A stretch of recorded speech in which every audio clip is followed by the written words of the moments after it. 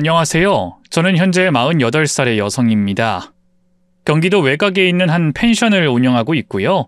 그곳은 특히나 외진 곳이라 집에서 거리가 1시간 반 정도 걸리는 거리죠. 보통 펜션을 운영하게 되면 그곳에서 상주를 하기 마련이지만 제 경우는 달랐어요. 남편 회사 문제로 어쩔 수 없이 출퇴근을 하고 있기 때문입니다.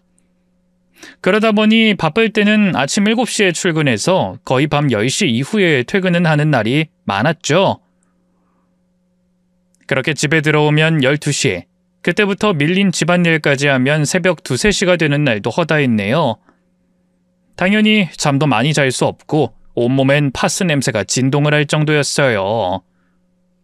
그럼에도 저는 그렇게 일하는 것 자체를 행복하다고 생각하며 지금까지 버텨왔어요. 왜냐하면 전 결혼하고 5년 동안 암 수술과 항암 치료를 반복하는 고통스러운 생활을 해야 했기 때문입니다.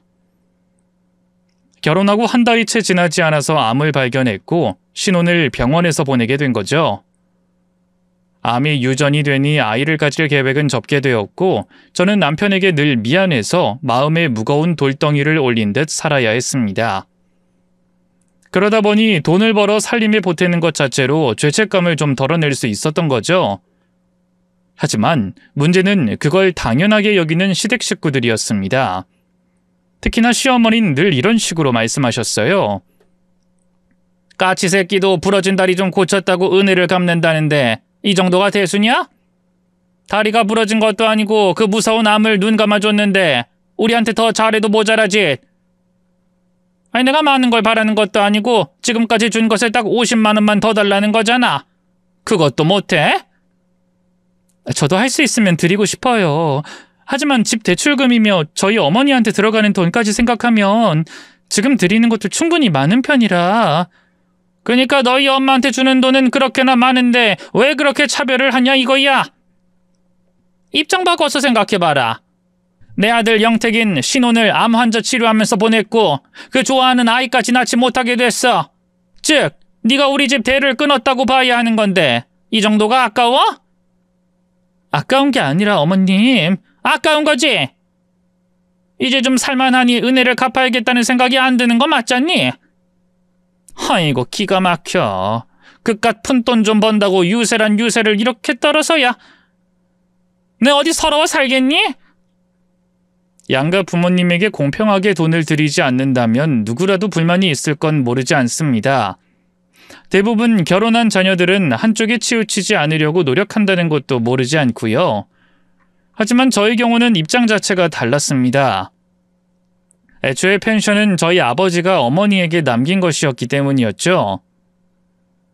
노후에 두 분이서 그곳에서 살겠다고 아버지가 벽돌 하나, 나무 한 그루에도 심혈을 기울여 직접 만든 곳이 바로 그 펜션이었습니다. 하지만 아버지가 갑자기 돌아가시고 어머니 혼자서 방법이 없어 제가 관리와 운영을 대신하고 있는 것이었죠. 물론 시어머니 역시도 이런 사실을 모르는 게 아니었습니다. 그럼에도 계속 고집을 피우셨던 거고요. 전 그날도 최대한 좋게 설명을 했죠. 제가 거기 사장이 아니니까 제가 어머니께 드리는 돈은 용돈이라고 보지 마세요. 오히려 제가 월급을 타간다고 생각하시면 좋겠어요. 시끄러. 자식도 유산의 권리 있지. 어디서 되도 않는 핑계를 대니? 진짜 죄송해요. 제가 다음 달엔 조금 더 넣어드릴게요. 그러니까 노여움 푸세요. 됐다. 구질구질하게 너한테 돈 부탁하는 것도 나도 싫어. 사람이 돈 이야기 꺼내는 게 얼마나 치사스러운 일인지 네가 알아? 됐고 오늘 이 집에 온 김에 청소나 하고 가마. 아니요. 제가 오늘 쉬는 날이니까 제가 할게요. 비켜. 내가 할 테니. 용돈 받는 입장에 내가 뻔뻔스럽게 그냥 가겠니? 살림도 엉망해. 온 집안 꼴이 이 모양인데 너한테 맡기느니 그냥 내 손 더럽히는 게 100번 맘 편하지. 시어머니는 항상 그런 식이었습니다. 제가 요구하는 돈을 주지 않는 날이면 온 집을 들쑤셔놨죠. 냉장고에 있는 것들을 모두 꺼내놓고 그릇, 찬장, 서랍까지도 모두 뒤져서 밖으로 꺼내놓곤 했거든요. 결국 그것들을 모두 치우는 건 제 몫이 됐고 저는 손님이 아예 없어서 쉴 수 있는 날이 더 힘들었습니다. 뿐만 아니라 신호이도 제게는 무서운 존재였죠. 남편과는 나이 차이가 무려 11살이나 나는 늦둥이 아가씨였는데 철이 좀 없었습니다.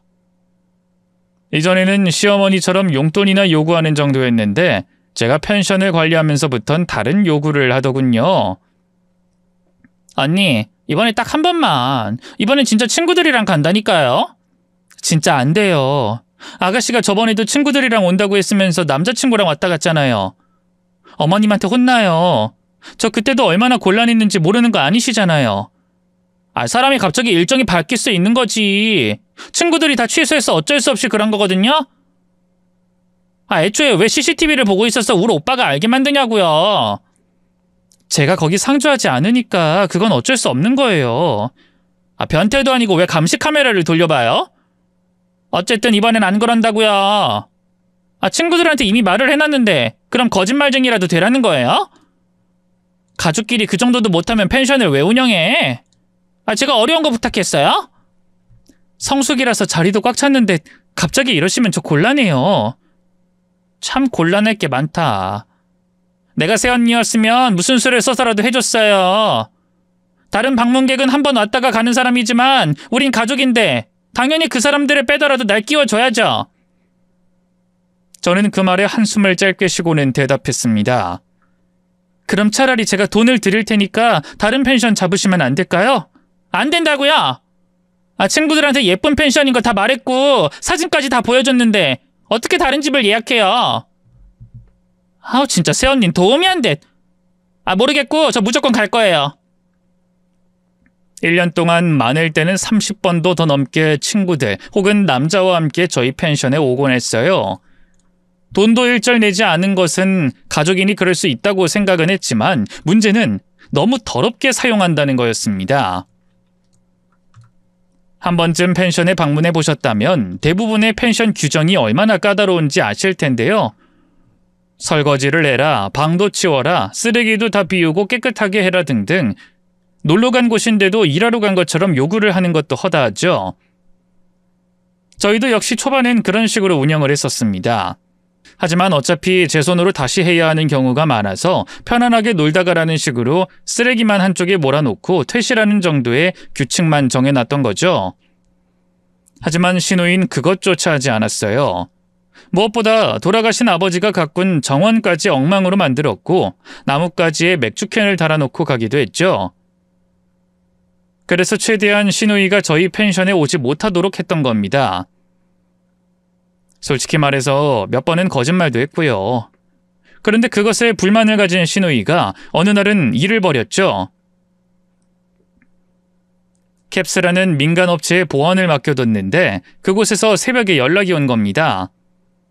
저희 펜션에 유리창을 깨고 들어간 신우이가 남자친구와 함께 있다가 걸린 거였죠. 이 일로 화가 난 저는 남편과 크게 다투게 되었습니다. 당신한테 내가 몇 번을 말했어. 아가씨 단속 좀 제대로 하라고. 펜션 창문을 깨고 들어가서 거기서 술판 버리고 자는 게 말이나 되는 소리야? 그럴 수 있지. 애가 어리잖아. 어릴 때 그 정도 실수 안 해? 우리 아버지가 벽돌 하나, 작은 돌멩이 하나까지도 고르고 골라서 만든 곳이 거기야. 나한텐 단순한 일자리가 아니라 소중한 유산이라고. 소중하겠지. 그래도 산 사람이 먼저 아니야? 무엇보다 당신이 먼저 거짓말했다며. 영재 걔가 괜히 그랬겠어? 매번 간다 말을 해도 당신이 손님 꽉 차서 안 된다고 거짓말로 둘러댔던 게 화근 아니야? 애가 혹시 몰라서 찾아가 보니 비어있기에 화도 났을 거고. 그렇다고 창문을 깨? 그게 일반적인 상식 있는 사람이 할 짓이야? 나도 오죽하면 그랬겠어? 더럽게 써도 이건 정도를 벗어나니까 그런 거지. 전엔 화장실에 변기물도 안 내리고 그냥 갔더라. 휴지는 다 뽑아서 바닥을 엉망으로 해놓고 구비해 둔 양념 뚜껑 다 열어서 물 넣어놓고 그렇게 퇴실했어. 참을 만큼 참다가 도저히 안 되겠어서 사람 꽉 찼다고 거짓말했는데 그게 잘못이니? 아직 어리잖아. 그리고 당신한테 뭔가 불만이 있어서 그런 거고. 어리지. 하지만 이제 성인이고 다른 사람들은 직장 다니고 한참 사회활동하고 있는 나이야. 그 전에도 남자친구랑 우리 펜션에서 자고 간 것 때문에 어머님이 나한테 얼마나 뭐라고 했는데. 내가 상주를 안 하니 몰랐던 건데도 화살은 다 나한테로 왔어. 그럼 당신은 중간에서 중재라도 해줘야 하는 거잖아. 내 말이 틀려? 중재가 왜 필요해? 엄마한테 말 안 하면 되는 건데. 중재해야지. 적어도 아가씨는 앞으로 출입 금지야. 이것만큼 확실히 해. 남편은 짜증난 것처럼 한숨을 푹 쉬더군요. 유산으로 그거 하나 받았다고 생색내? 생색? 지금 이걸 생색이라고 하는 거야? 당신도 그러는 거 아니야. 옛날에 생각해봐. 난 신혼을 병원에서 보냈어. 그리고 대도 끊겼고. 그런데 우리 엄마도 나도 다 이해했잖아. 그럼 내 가족한테라도 잘해야 하는 거 아니야? 고작 유리창보다 내 동생이 덜 중요하다는 거야? 돈 좀 번다고 너무 치사하게 그러지 마. 까놓고 우리 가족한테 고마워해야 하는 게 당신 입장 아니야? 저도 당연히 남편에게 고맙고 미안한 마음이 있었어요. 하지만 그걸로 인해서 모든 걸 다 이해하고 넘기는 것은 물론이고 매번 돈까지 뜯기다 보니 힘든 건 사실이었습니다. 당시에 남편 벌이도 좋지 않았고 대부분의 생활비는 제 주머니에서 나가고 있는 실정이었거든요. 남편이나 시어머니는 제가 고마움을 모른다고 하지만 진짜로 고마워하지 않았다면 참지 못했을 겁니다. 오히려 제가 진짜 힘들었던 건 그걸로 계속 약점처럼 잡고 말하는 거였죠. 역시나 그날도 남편 말처럼 결국 그날의 불법 침입 사건은 쉬쉬하며 넘어가긴 했습니다. 그런데 저희 두 사람이 입을 다물었음에도 불구하고 결국 들키고 말았죠. 이유는 다름 아닌 그날 그 밤에 역사가 이루어졌기 때문이었습니다. 신우이가 자신의 임신 사실과 함께 직접 말한 거였어요. 당연히 시어머니는 제게 화살을 돌리고 역정을 내셨습니다. 너 어쩌면 이래? 저번에 내가 분명히 말했지. 남자친구님 뭔지 끌고 와서 너희 펜션 가는 거 못하게 하라고. 내가 몇 번을 말했어. 못하게 했는데 유리창까지 깨고 들어온 걸 어쩌겠어요. 왜 저한테 화를 내세요? 사람이 누울 자리가 있으니 다리를 뻗는 법이지. 네가 그 일 안 했으면 우리 딸이 그러지 않았을 거 아니야? 나이 많은 어른이라는 게 뭐야? 애 잘못되는 거 막아주고 바른 길로 이끄는 거지. 너 때문에 우리 딸 인생 망했어. 어쩔 거야? 이걸 어쩔 거냐고? 지금 그게 제 탓이라고 말씀하시는 거예요? 그럼 아니니? 나한텐 감쪽같이 속이고. 너 부모가 그리 가르쳤어? 들어보니 내 딸한테도 거짓말했다며? 친구들이랑 가려고 했었는데 네가 거짓말하는 바람에 그렇게 된 거 아니야? 술 먹고 술 취해서 그렇게 거길 찾아간 거 아니냐고? 그건 억지죠. 제가 오라고 한 것도 아니고. 그리고 어머님한테 말씀 안 드린 건 남편이 말하지 말자고 해서 그랬고요. 우리 아들 앞세워 방패로 쓰겠다? 참 뻔뻔하다 뻔뻔해. 암 환자의 병든 며느리로 들어와서 내 아들 앞길까지 막을 뻔하고 우리 집안 대까지 끊어버린 주제에 핑계도 많고 변명도 많고. 세상 다 억울하고 우리만 나쁜 년놈들이니? 너만 세상 착해? 잘못했다 한마디를 하기 싫어서 바락바락. 넌 정말 고마움이라고는 없는 애구나. 죄송해요. 그런 뜻은 아니었어요. 제가 이렇게 말하는 건 저도 억울해서 그런 거죠. 걘 어리잖니. 성인이라고 해도 무려 너보다 11살이나 어려. 그렇게 어린애가 천지구분 못하고 사고를 치려고 하면 나한테 말을 했어야 옳지. 아니야? 설령 애가 고집을 피워도 차근차근 설명해주고 잘 이끌어야 할 게 어른이 할 역할이고, 아님 적어도 피임 도구를 펜션에 구비를 해놨어야 할 거 아니야. 그것만 있었으면 일이 이렇게 커져? 어머님, 저희가 모텔도 아니고 그런 걸 왜 구비를 해요? 해야지! 막말로 거기가 마리 펜션이지 여관 모텔이랑 다를 게 뭐가 있어? 네가 자식을 안 낳아서 모르는 모양인데 애엄마들은 내 말이 100번 옳다고 할 거다. 저흰 가족 단위가 더 많이 와요. 오히려 그런 걸 취급하는 것도 이상해 보이고요. 난 모르겠고 너가 다 책임져. 내 딸 인생 망친 책임지라고. 결국은 돈이었습니다. 임신한 거야 어쩔 수 없으니 애를 낳고 결혼을 시킬 모양이었죠. 일단 두 사람이 살 집이 필요하니 보증금을 제게 달라고 한 겁니다. 물론 그 정도 여윳돈은 없었어요. 돈이 생기면 뜯기고 또 모을만 하면 사고를 치는 통에 남아있을 여력도 없었던 거죠. 그래서 결국엔 저희 어머니에게 돈을 빌려서 보증금을 마련해줬습니다. 한 가지 다행인 것은 아가씨 남자친구의 고향인 울산으로 따라 내려가게 되면서 한시름은 덜었다는 거죠. 그런데 하나가 가니 나머지 하나가 말썽이었습니다. 바로 저희 남편이 그 자리를 대신했거든요. 여보, 나 100만 원만 이체해줘. 월급 나오면 줄 테니까. 내가 지금 100만 원이 어딨어. 그리고 당신 저번 달에도 그 말하고 돈 안 줬잖아. 한 번에 주면 되잖아. 뭘 그런 걸 계산기를 두드려. 나도 죽겠어. 내 동생 출산 선물에 이런저런 거 주고 나니까 없는 걸 어쩌라고. 부부가 이 정도도 이해 못해? 회사가 어려워서 돈을 많이 받지도 못했고. 알았어. 근데 여보, 차라리 나랑 펜션으로 가면 안 돼? 그게 무슨 소리야? 아니, 당신 월급도 늘 부족하다고 하고 내가 이 집 대출에 생활비까지 다 내고 시어머니 용돈에 요즘엔 당신까지 계속 받아가고 있잖아. 차라리 펜션으로 같이 가서 이참에 거기 관리하면서 살면 훨씬 더 잘 살 수 있을 것 같아서 그래. 지금 나 무시해? 내 월급이 당신이 버는 돈보다 적다고 무시하냐고? 무시가 아니라 매일 출퇴근만 3시간이야. 기름값만 아껴도 이것보다 더 여유로울걸? 싫어. 남자가 가오가 있지. 구질구질하게 남이 싼 똥이나 치우면서 살아야겠냐? 어디 가서 내밀 명함이라도 있어야지. 난 자영업이고 뭐고 그런 일 하는 남자들 좀 한심해 보여. 뭐? 그게 왜 한심해 보인다는 거야? 말이 좋아서 사장님이지 그냥 청소부 아니야, 청소부. 아님 가정부? 뭐 하는 일만 놓고 보면 둘 다 쓰레기 치우는 인간들 맞잖아. 식당 사장이고 뭐고 싹 다 말이야. 무슨 말을 그렇게 해. 직업 비하 발언이야. 내 맘이지.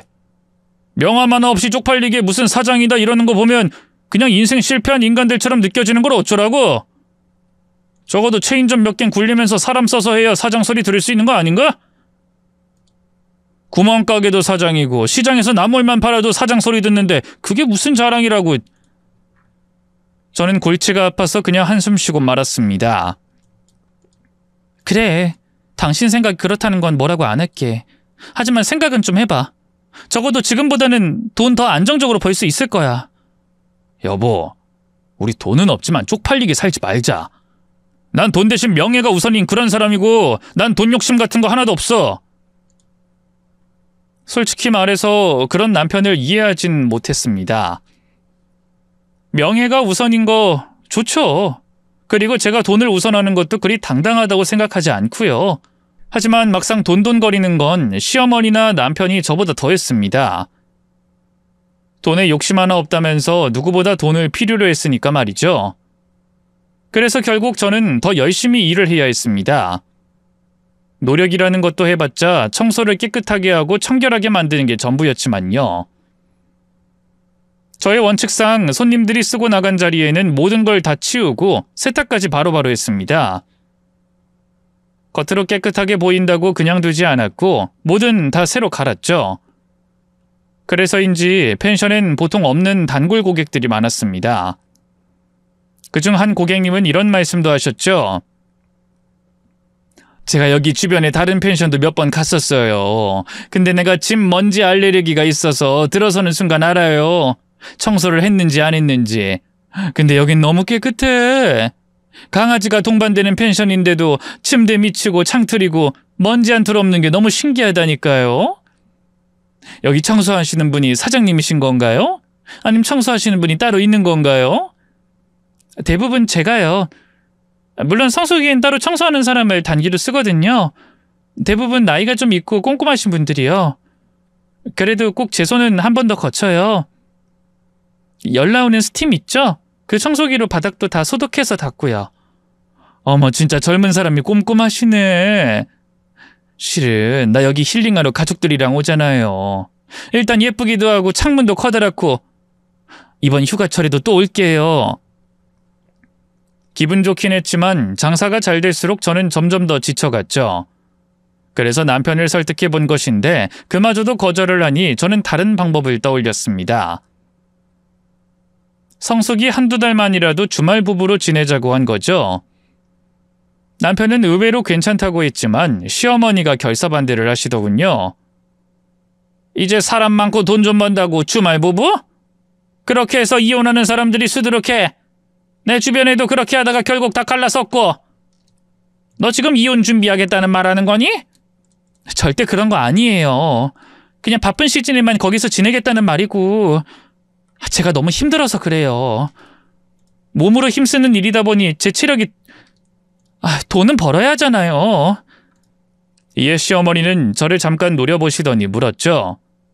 나한테 돈 주는 것 때문에 힘들다는 말을 돌려 말하는 거니? 솔직히 그런 부분이 아예 없진 않아요. 펜션이 회사도 아니고 벌이가 일정하지 않은데 어머님은 매달 일정한 금액을 달라고 하시니까. 그래서 성수기만이라도 돈을 바짝 벌어둬야 저도 안심이 되기도 하고요. 휴가철만이라도 허락해 주시면 안 될까요? 그 일도 허락했어요. 허락? 너 그러는 거 아니야. 내 아들이 오죽하면 허락을 했겠니? 결혼하고 병든 마누라 뒤치다꺼리 하다가 이제 좀 살만하니 아내가 내내 밖으로 나돌고 돈 벌어오니까 별소리를 안 해도 네 집안 꼴을 봐라. 살림은 엉망해. 제대로 밥을 하기래. 우리 태기나는 그렇게 안 키웠어. 근데 이젠 아예 집을 비운다? 절대 안 될 일이지. 안 되고 말고. 주말에 놀게요. 평일만이라도 아님 주말만이라도 안 될까요? 시끄러! 내가 많은 걸 바라니? 애도 안 낳아 살림도 안 해. 그게 며느리가 맞아?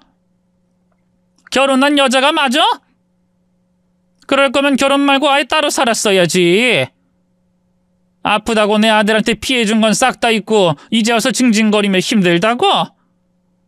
은혜도 모르는 것 같으니라고. 에휴. 결국 제 계획은 좌절됐고 저희 어머니 그리고 단기로 직원을 구해서 성수기를 준비하기에 이르렀습니다. 초반엔 그럭저럭 버텼는데 8월이 넘어가니 이러다 내가 죽겠구나 하는 생각이 들 정도였어요. 하지만 저 하나 편하자고 고집을 부릴 수 없는 노릇이기에 시어머니 말씀을 따랐죠. 그런데 하루는 시어머니가 이른 아침부터 절 찾아오셨습니다. 저는 출근 준비를 하다가 놀라서 물었죠. 어머님, 이 시간에 어쩐 일로 오셨어요? 무슨 일 있으세요? 다른 건 아니고 우리 영지가 교통사고를 당했다고 하지 뭐니. 교통사고요? 어머, 아니 갑자기 교통사고라니 얼마나 다쳤는데요? 일단 그 이부터 좀 깨우고. 병원이 어디예요? 바로 가요. 됐어, 그런 건 우리가 알아서 하마. 그렇게 많이 다친 것도 아니고. 다리랑 뭐 팔이 부러졌나? 뇌출혈 그런 것도 있다고 하고. 그 정도면 많이 다친 거죠. 병원이 울산에 있죠? 아님 더 큰 병원으로 갔나요? 병원은 알 것 없어. 그거 말고 돈 좀 다오. 네? 돈이요? 그래, 당장 수술을 해야 한다고 하니까 바쁜 네가 직접 갈 필요도 없고 영택이랑 알아서 내려가면 된다. 그러니까 넌 금전적인 것 정도만 지원해줘. 근데 아가씨 아이도 낳은 지 시간이 좀 됐는데 그 남자 쪽은... 실은 둘이 잘 안 된 모양이야. 둘이 좋아서 죽겠다고 하면서 애까지 싸질러 놨는데 어디 연애랑 결혼이 갔니? 같이 살다가 성격이 안 맞았는지 헤어져 버렸지 뭐. 그래도 우리 영지는 울산 거기서 그대로 살 모양이니 넌 크게 신경 쓸 부분은 없을 거야. 돈은 영지가 수술 끝나면 알아서 주겠지. 그 부분은 걱정 말고. 어차피 못 받을 거라는 건 알고 있었습니다. 그때 당시 시누이의 나이가 30이 넘었지만 단 한 번도 제대로 된 일을 해본 적이 없었거든요. 일을 시작해도 제일 오래 근무한 게 3개월이었을 정도였으니 말 다 했죠. 하지만 사람이 다쳤고 수술까지 해야 하는 상황이니 그건 하나도 아깝지 않았습니다. 그런데 돈을 주고 얼마 안 가 시어머니가 황당한 요구까지 하더군요. 시누이의 딸을 돌보라며 저더러 울산으로 당장 가라고 하시는 겁니다. 어머님, 지금 저더러 울산에 가라는 말씀이세요? 그래, 난 애 서울로 올려서 병간호 해야 하고 태기는 회사 가야 되는데 우리 집에서 누가 내 손주를 보겠니? 가족 좋다는 게 뭐야? 이렇게 힘들 때 애도 좀 봐주면 좀 좋아? 하지만 지금 한참 성수기라 제가 자리를 비우기가 어려워요. 그것도 일주일이나 예약자들이 꽉 차 있는데 다들 저보고 오는 거라 저희 어머니 혼자서 할 수 있는 부분도 없고요. 숯불도 피워야 하는데 지금 저 말곤 못해요. 제 말에 시어머니는 발끈하시며 소리를 지르셨죠. 예약을 취소하면 되는 거지 지금 그게 중요해? 예약을 취소하면 제가 오히려 돈을 더 줘야 하는 상황이 와요. 어머님, 차라리 병간호를 사람을 쓰고 어머님이 아이를 보시면 안 될까요? 제가 간병인 구해볼게요. 네가 애를 안 낳아서 그렇게 독한 거니? 아님 돈에 미친 거니? 너 정말 사람이 너무 변했다. 영지 내 딸이야. 내 딸이 아파서 병간호를 부모가 하는 게 이상해? 굳이 남의 손 빌려야겠어? 더구나 너 하는 일 좀 빠지는 게 뭐가 그렇게 어려워? 그거야말로 사람 쓰면 그만이지. 청소는 개나 소나 하는 일이지만 내 손녀 남의 손 타게 해야겠어? 그럼 차라리 여기로 불러오면 제가 펜션에서 돌보거나 출퇴근을 그냥 가! 4살짜리 애 보는 게 뭐 힘들어서 오라가라 야! 내 손녀도 낯선 환경에 적응하는 게 더 힘들 텐데 지금은 앞집에 여자가 봐주고 있다는데 언제까지 봐주겠냐고. 남의 새끼라고 막대할까봐 난 요즘 잠도 잘 못 자.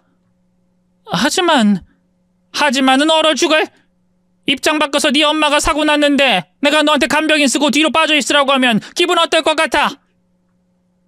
저도 이해를 못한다는 게 아니라 그때 드린 수술비가 다 그 돈이라서. 돈? 돈이 아까워? 그깟 수술비? 솔직히 까놓고 빚을 내서라도 넌 우리한테 해줘야 할 입장이야. 개구리 올챙이 시절 모른다더니 아파서 빌빌거리던 거 안 버리고 걷어준 것만으로도 그 정도는 해야지. 세상 어떤 부모가 내 자식이 암 걸린 여자랑 살겠다는데 그냥 둬? 세상 어떤 시부모가 암 유전될까봐 애 안 낳겠다는 걸 이해하냐고? 고마운 줄 알고 내 말 들어. 이거 명령이야. 부탁 아니고 명령. 그러니 잔말 말고 예약한 거 다 취소하고 가. 얼른. 다행이라고 해야 할지 모르겠지만 당시 예약자들이 다 제 단골 고객님들이었습니다. 예약금을 환불해 준 것은 물론이고 무료 숙박권까지 지급하며 제 사정을 말씀드렸죠. 몇 분은 크게 실망을 하셨지만 대부분은 이해해 주시고 넘어가셨고요. 그렇게 저는 급하게 일정을 바꾸고 울산으로 내려갔습니다. 헌데 막상 울산에 도착했을 때는 기가 막히더군요. 시누이의 딸을 대신 돌보고 있던 사람이 제게 돈을 요구했기 때문이죠. 그분 말로는 돌봐주면 하루에 일당을 20만 원을 주겠다고 약속을 했고 그 돈은 저한테 받으라고 했다는 겁니다. 결국 저는 돈을 또 저희 어머니에게 빌려서 5일 동안 봐준 돈 100만 원을 드려야 했고요. 그뿐만 아니라 집도 엉망이었습니다. 도저히 아이를 키우고 있는 집으로 볼 수 없을 정도로 난장판이 따로 없었어요. 그날 도착하고 그 집을 치우면서 저희 어머니와 통화를 했죠. 미쳤어. 아주 미치지 않고서 이런 짓을 어떻게 해? 내가 여기 계약해줬을 때 분명 약속을 했다고. 집 안에서 담배 안 피운다고. 근데 지금 여기 온통 니코틴 자국이야. 담배? 사돈댁 딸이 담배를 펴? 애 엄마가? 그건 기본이고 음식물에 뭐에 지금 전쟁이 따로 없다니까? 여기서 지내면서 애 돌보라고 했는데 어디 누울 자리라도 있어야 내가 쉴 거 아니야. 진짜 사돈 해도 너무하시네. 맘 같아선 정말 결혼이고 뭐고 다 때려치우라고 하고 싶어. 너 고생하는 거 뻔히 보면서도 어쩜 그래? 어머니가 속상해하자 제 마음이 오히려 누그러들었습니다. 그래도 나 아플 때 옆에 있어준 건 사실이잖아. 그것도 그래. 그냥 있었던 거지 뭐 하나 해준 거 있어? 이 서방은 일한다고 병원에 가끔씩 얼굴만 드밀었고 사돈도 마찬가지고. 당시 사돈 처녀도 한 번 온 적도 없었잖아. 근데 그걸 아직까지도 자기들이 뭐라도 해준 것처럼 구는 거 보면 어우 속 터져. 그건 그렇지만 애 안 낳는다는 것도 이해해준 건 사실이잖아. 5년 동안 말 안 하고 가만히 있었던 것도 나한텐 고마운 일이었고. 엄마도 속상해서 그렇지.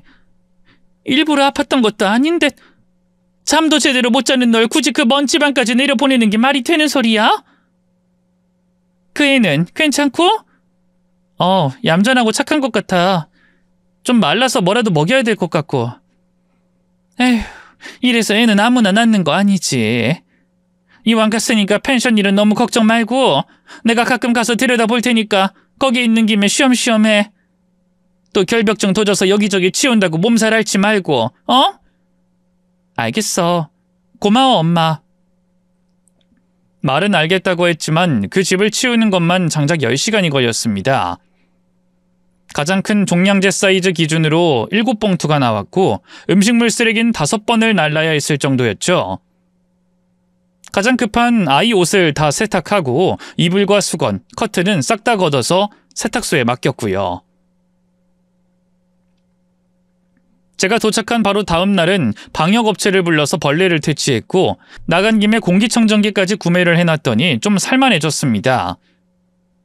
그 다음엔 아이에게 제대로 된 음식을 만들어줄 수 있었죠.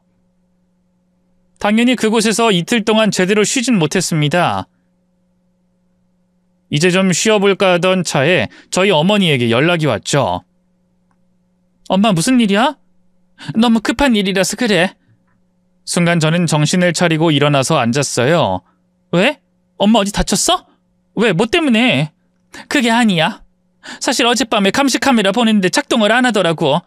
고장났나 해서 와봤지. 근데 우리 정원에 뭐가 막 설치돼 있는 거야. 누가 우리 펜션에 무단으로 침입했다는 거야? 나도 몰라. 무슨 말인지 엄마가 알아볼 건데 정원이 엉망이 된 것 같아. 저걸 어쩌면 좋니? 경찰에 신고라도 할까? 아니야. 혹시 모르니까 신고는 하지 말자. 내가 일단 갈게. 저는 시조카까지 데리고 차에 올랐습니다. 실제로 제가 설치해둔 감시 카메라는 검은 화면만 나와서 확인이 불가능했거든요. 이전 같았으면 바로 신우이를 의심했을 텐데 병원에서 수술받아 누워있는 사람이 할 수 없을 테니 일단은 직접 보기로 했던 겁니다. 한참을 그렇게 가고 있을 때 다시 휴대전화가 울렸습니다. 저희 어머니가 뭔가를 알아냈구나 싶어 바로 받았죠. 딸 어디야? 다 와가는 거야? 한 1시간 정도 남았어. 왜? 아니야. 혹시나 급하게 오는 거면 나중에 말할래. 너 놀라면 사고 날 것 같아. 괜찮아. 조카까지 데리고 있는데 내가 속도를 낼 것 같아? 무슨 일인데? 실은 사돈이 너 몰래. 어머님? 어머님이? 사돈 그리고 사돈댁 딸 그 지인의 친척들까지 다 와 있다고. 여기서 결혼식을 할 건가 봐. 하얀 꽃장식에 출장 뷔페까지 차려놓고 손님 받는다. 사돈댁 따님 결혼하는 건 너 알았어? 그게 무슨... 엄마가 잘못 본 거 아니야? 아가씨가 왜? 아가씨 병원에서 수술한다고 그랬는데 무슨 결혼? 그리고 아이 아빠랑 잘 안 됐다고 들었어. 헤어졌다고. 근데 갑자기 결혼? 그것도 나한테 말도 안 하고 결혼을 한다고? 심지어 애는 여기 두고? 정말 해도 너무하네. 아무래도 너 일부러 거기로 보낸 것 같다. 애나 보라고. 그리고 펜션을 비워줘야 자기들이 결혼 날짜 맞출 수 있으니 거짓말을 한 거지. 내가 가서 따질까? 엄만 심장도 안 좋으면서 그냥 가만히 있어. 내가 해결할게. 저희 어머니는 10년 전에 심장 수술을 할 정도로 약한 분이라 시조카만 맡기고 저 혼자서 그곳으로 들어갔습니다. 헌데 들어서는 순간 머리가 돌아버리는 것 같았죠. 일단 저희 아버지가 직접 만든 작은 연못에는 구슬공이 잔뜩 띄어져 있었어요. 더구나 어머니가 아끼셨던 나무는 전구를 칭칭 감아 놓는 것도 모자라 가지를 꺾어서 장식으로 만들어 놓은 겁니다. 거기에 더해서 제가 가꾼 꽃밭 위에는 식탁들이 자리를 잡고 있었고 사람들이 그걸 지근지근 밟고 서 있었네요. 저는 너무 어이가 없어서 그 상황을 보고 있었는데 남편과 시어머니가 절 발견하곤 뛰어왔죠. 그리곤 급하게 사람들이 보이지 않는 펜션 뒤편으로 끌고 와서 묻더군요. 여보, 당신 왜 여기 있어? 조카는? 울산에서 있으라니까 왜 여길 와? 지금 그걸 말이라고 해? 당신이야말로 바쁘다며. 병원에 동생 보러 간다고 하지 않았어? 근데 결혼식? 그것도 나 몰래 이러는 게 말이 된다고 생각해? 우린 가족이잖아. 무엇보다 급하게 할 수밖에 없는 상황이었어. 당신도 들어보면 이해해. 뭘 이해해? 집을 이렇게 엉망으로 해놓고. 예쁘기만 하고만 뭐가 엉망이야. 꽃은 다시 자라고 가지도 다시 자라. 이벤트 업체에서 저렇게 만든 걸 어쩌라고.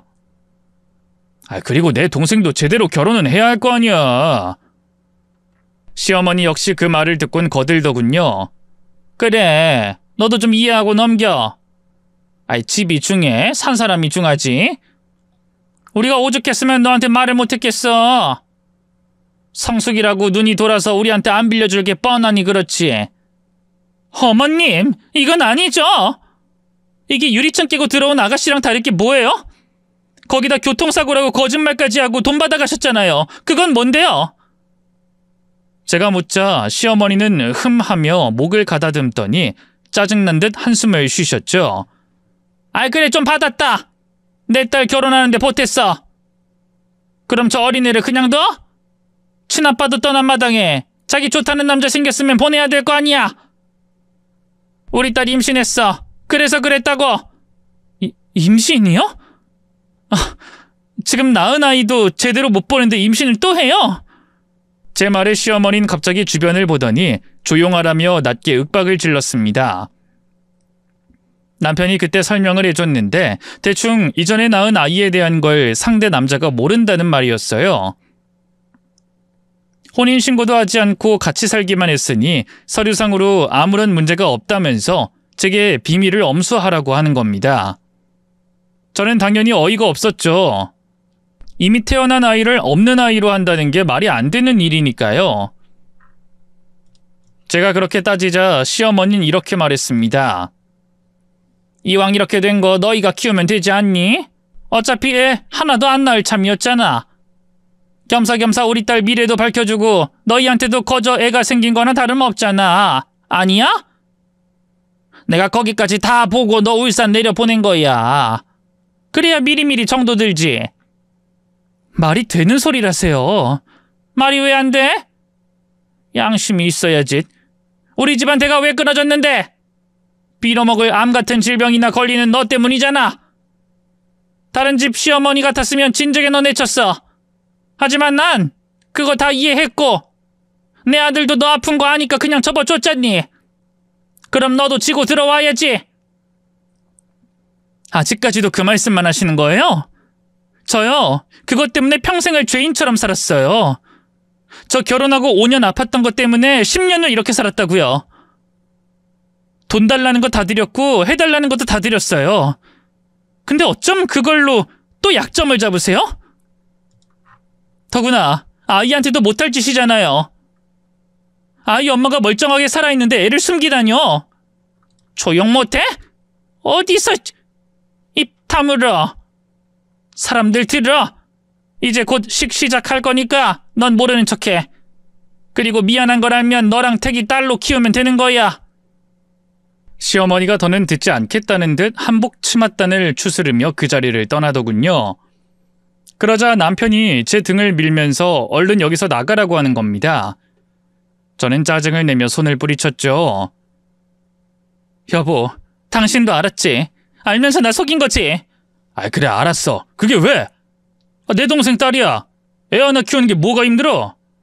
밥상에 숟가락 하나 더 올리는 거잖아. 그리고 딸 있으면 좋지. 나중에 우리 늙으면 효도도 해줄 거고 당신한테도 이득이잖아. 10달 배 아파 안 낳아도 되는 게 이득. 진짜 단단히 미쳤구나. 당신한텐 애가 노후 자금이야? 그리고 당신 이제까지 살면서 집안일 한 번을 거둔 적 있어? 심지어 내가 돈 벌기 시작하면서 집에 돈 한 푼 안 가져왔잖아. 근데 애가 그냥 커? 말이나 되는 소리래. 대출금도 매번 내가 냈고 생활비도 보험금도 하다못해 당신 휴대전화 비용까지도 나한테 손 벌렸으면서 애를 키워? 유세 떨지 마. 그냥 좀 적당히 하면 되잖아. 펜션도 그래. 이렇게까지 관리 잘할 이유 있어? 다른 집처럼 좀 대충 해. 그럼 당신이 힘들다고 징징거리지 않을 거 아니야. 혼자서 부지런 떨고 깔끔 떠니까 힘들다고 매번 징징거리지. 보면 일을 만들어서 하는 것 같아. 저는 어이가 없어서 눈을 꾹 감았네요. 그런데도 남편은 그런 제게 계속해서 돈 가지고 유세 떤다. 아이 키우는 거 별것도 아니다. 가족들이란 이럴 때 도움을 줘야 한다며 끊임없이 말했습니다. 속으로 이것도 참고 넘겨야 하나, 어디까지 참아줘야 하나 부글부글 끓는 걸 꾹꾹 삼키고 있을 때였어요. 시누이가 시어머니에게 이야기를 들었는지 드레스를 입고 제 앞에 성큼성큼 다가왔습니다. 그러더니 절 마치 잡아먹을 듯이 노려봤죠. 내 인생 망치려고 여길 와요? 애는 어쩌고? 언닌 책임감이라곤 진짜 없는 사람이네요. 지금 누구한테 책임감을 운운해요? 애 버리고 결혼식 하려고 하면서? 남편은 일단 시누이를 진정시키려고 뭐라고 했지만 시누이는 눈 하나 깜빡하지 않았습니다. 오히려 본인이 억울하다는 듯 배를 내밀며 따지더군요. 오히려 언니가 고마워해야죠. 제가 얼마나 힘들게 낳았는데 그거 공짜로 주는 거잖아요. 유전병 걸릴까봐 애도 못 낳는 주제에 감사하다고 절을 해야지. 참을 인을 3번도 아니고 한 30번을 새겼습니다. 만약에, 정말 만약에 저한테 미안함을 알고 죄책감도 가지면서 아이를 부탁했다면 전 아마도 받아줬을 거예요. 하지만 자신의 아이를 그거라고 표현하는 사람이 뻔뻔하게 제 앞에서 말을 하니 더는 견딜 수가 없었습니다. 그래서 저는 분을 이기지 못하고 뺨을 때렸죠. 그러자 남편이 놀라서 제 뺨을 때렸고 전 거기에 눈이 뒤집혀서 두 남매의 머리채를 쥐어뜯기 시작했습니다. 소란스러움에 시어머니가 놀라서 저희 사이에 끼어들었지만 저는 막무가내로 발길질까지 했죠. 그러다 보니 사람들이 펜션 뒤로 싹 다 몰려왔고 전 모든 걸 밝혔습니다. 아이가 있다는 것부터 시작해서 그걸 저희 부부에게 떠넘기려 한다는 것, 제 사유지에 몰래 와서 이런 짓을 벌인 것까지 모두 말이죠. 그 사람들 중에 시누이가 결혼하려는 사람의 가족이 있었는지 시누이에게 따져 물었고 시누이는 저를 그냥 미친 사람 취급을 했습니다. 저 여자가 좀 정신이 나가서 그래요. 저는 저 사람 몰라요. 제가 애라니. 전 태연 씨랑 결혼하면서 남자랑 손 처음 잡아본 그런 사람이거든요. 아가씨, 거짓말 좀 하지 마세요. 누구더러 아가씨라고 하는 거예요. 나가세요, 아줌마. 동네에 미친 여자가 하나 있다고 조심하라고 하더니 딱 이 사람이었네. 경찰 불러요? 저 진짜 가만 안 있어요. 어찌나 뻔뻔한지 사람들까지도 그 상황이 혼란스러워할 정도였어요. 하지만 마침 저희 어머니가 아이를 안고 제가 있는 쪽으로 오면서 제 말에 힘이 실렸죠. 4살 된 시조카가 시누이를 보자마자 엄마라고 불렀기 때문입니다.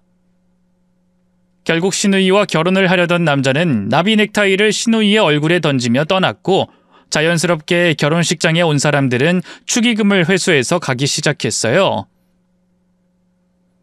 모두가 떠난 뒤에 웨딩업체 사람들은 하나둘 철거를 했고 뷔페 음식을 나눠주러 온 요리사들만 눈치를 보며 서 있었죠. 이에 시어머니는 바닥에 앉아서 곡소리를 냈고 시누이 역시도 화장이 번질 정도로 눈물을 흘렸습니다.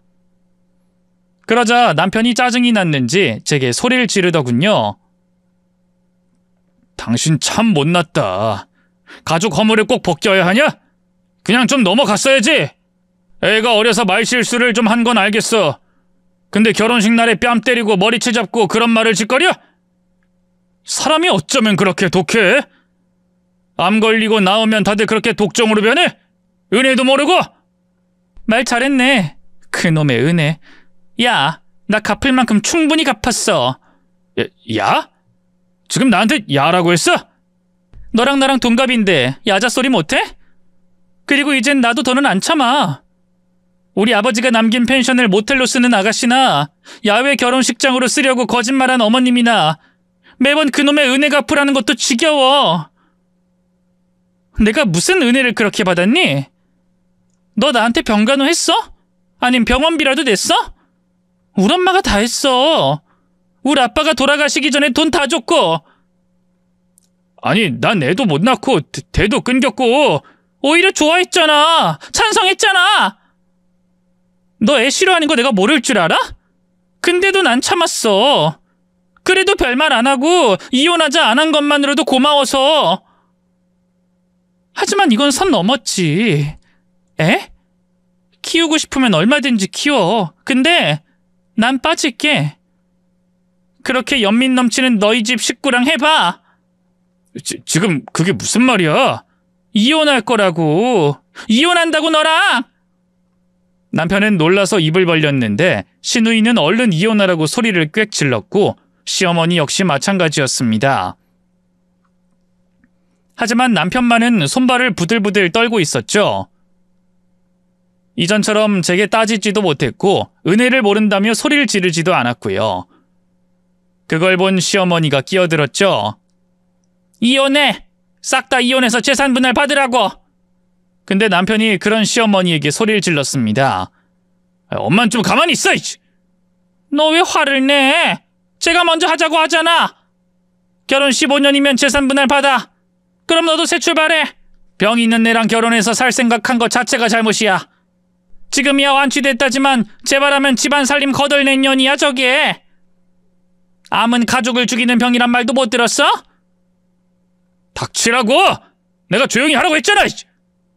남편의 발언에 시누이도 놀랐는지 울다가 울음을 뚝 그치고는 남편에게 따졌죠.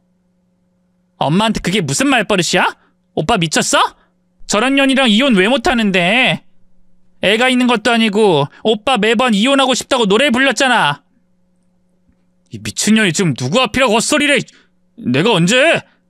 어제도 그랬잖아. 말 안 들을 때마다 명치 한 대 때리고 싶다고 안 그랬어?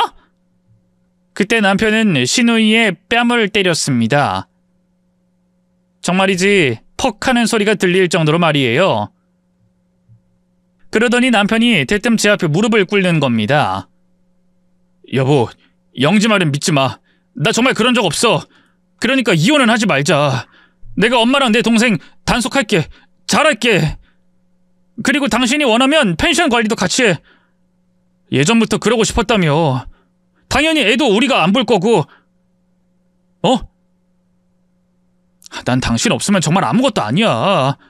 우리 살아온 정도 있고 이혼이라니. 다 늙어서 이혼이라니. 그건 아니지. 저는 기가 차서 물었죠. 언제는 남의 똥 치우고 쓰레기 치우는 거 안 한다며. 명예가 있다며. 내가 중재해달라고 그렇게 말할 땐 한 번을 안 하더니 이제 와서? 여보, 솔직히 내가 왜 내 동생년 때문에 이혼남으로 살아야 해? 당신이 원하면 엄마랑도 인연 끊을게. 그럼 되잖아. 우리 둘만, 우리끼리만, 저는 오히려 갑자기 그렇게 나오는 게 너무 이상했습니다. 가족들의 정인이 가족들이란 원래 그런 거라는 식으로 말하던 사람이 갑자기 절연까지 선언한 꼴이 우스웠죠. 뭔가 숨긴 게 있구나 하는 의심이 드는 찰나에 한 대 맞고 넋이 나가 있던 시누이가 악을 쓰며 말했어요. 백수로 백을 긁으면서 집에 붙어 살려고 그러는 거잖아. 절연? 나도 오빠 꼴도 보기 싫어. 회사에서 잘린 거 숨기려고 PC방이나 돌아다닌 주제 우리 책임으로 왜 몰아? 너 조용히 못해?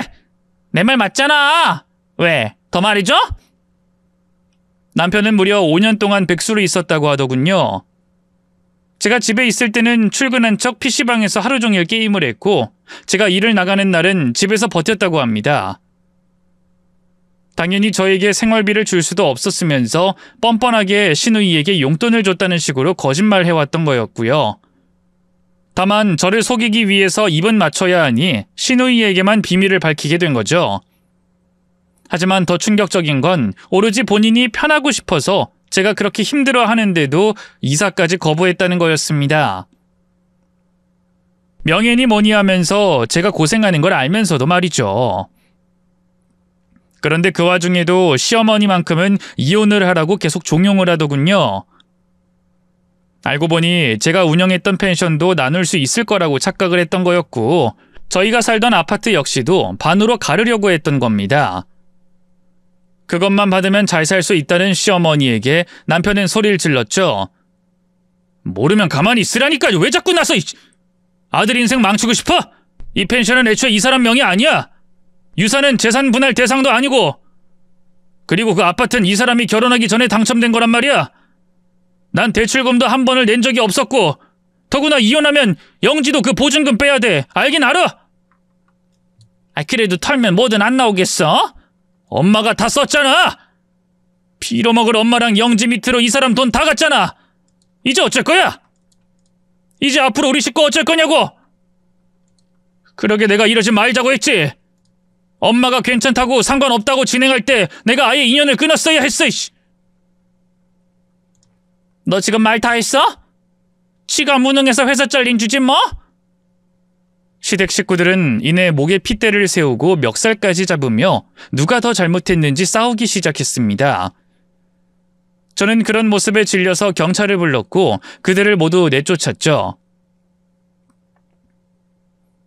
다행히 헤어졌던 남자 쪽 집에서 키우겠다고 나서며 상황이 일단락됐죠. 뒤이어 저는 시누이가 살던 곳도 전세 계약을 해지해버렸습니다. 당연히 시어머니가 기대했던 재산 분할도 남편은 받을 수가 없었어요. 오히려 저한테 위자료를 토해내야 했죠. 도중에 남편이나 시댁 식구들이 차례로 찾아와 울고 빌고 죽겠다고 협박하는 게 골치가 아프긴 했지만 어쨌든 그렇게 현재는 완전히 서류상 정리를 했고 저는 아주 평화롭게 펜션에서 어머니와 함께 잘 지내고 있네요. 이 일을 겪으면서 저는 많은 생각을 했어요.